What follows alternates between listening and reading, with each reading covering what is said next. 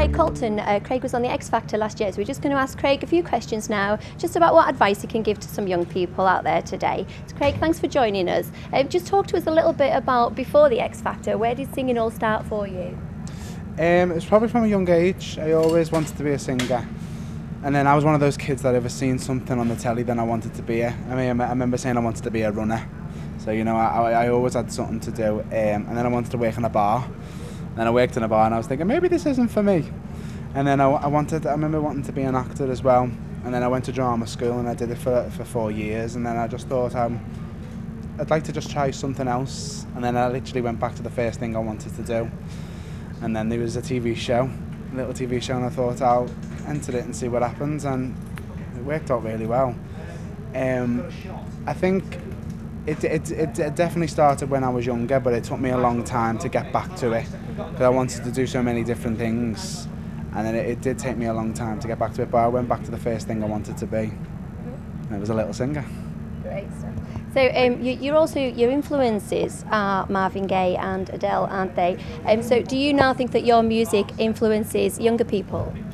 I mean, I'd love it to be. I mean, today's the first time I'm going to be performing the first single. So it's the first time everyone's going to hear it, and there's a few words in it that are memorable as well. So I'm hoping that someone takes something away from it. But the people who I respected and I look up to, I mean, I'd say the main one would be John Lennon, and he's got that saying that you may think I'm a dreamer, but I'm not the only one. It only takes one dream, and you got to do it. You got one chance, you got one life. You don't get 2 goes at it. So you got to do what you want to do and be happy. And then if your friends and family are supported, then they'll be happy with you, whatever it may be. Okay. So obviously you've had a lot of help and advice along the way as well from Gary Barlow, Robbie Williams. Mm-hmm. What sort of advice did they give you? Gary's was always be yourself to me and Mark, because it was always when we were on the show, if there was a song I didn't want to sing, then I didn't sing it.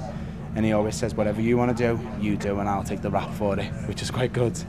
So he was always supportive, and Robbie always said to me that you've got something unique about you, you've got comedy in you.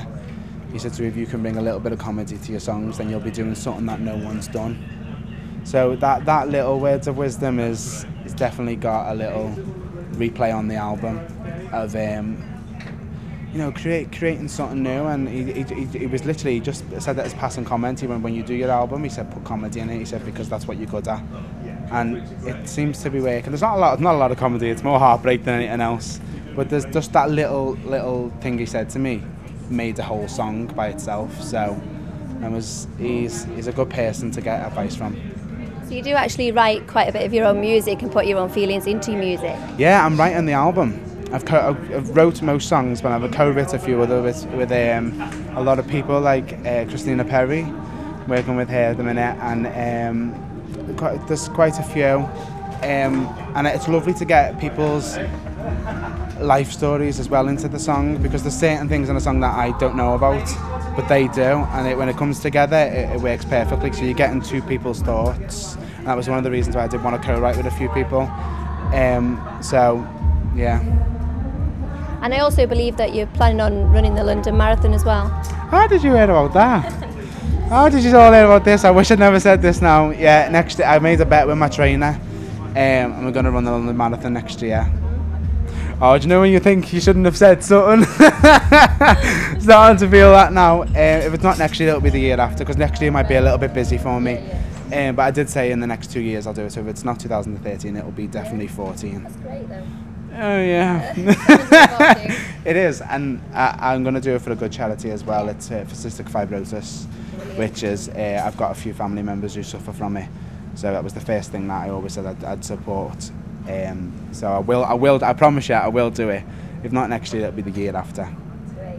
So Craig, what advice and tips would you give to young people then today that are wanting to become singers, or even wanting to audition for X Factor?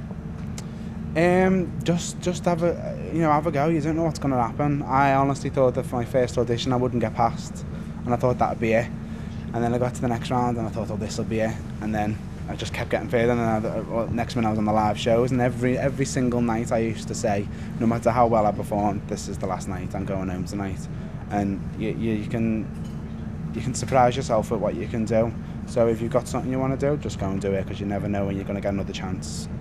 Yeah. So any final inspirational messages for fans out there?